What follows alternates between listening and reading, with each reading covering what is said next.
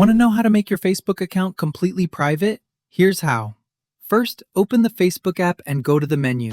Scroll down and tap on Settings and Privacy. Then tap Settings. Now, scroll more and tap Profile and Tagging.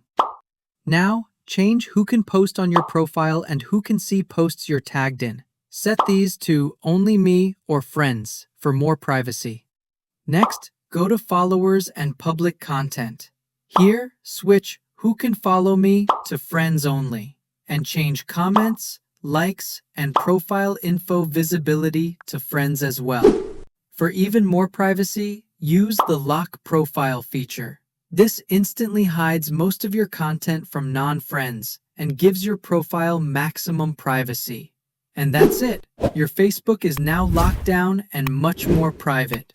If this helped, don't forget to subscribe. It really helps me keep making quick Facebook tips for you.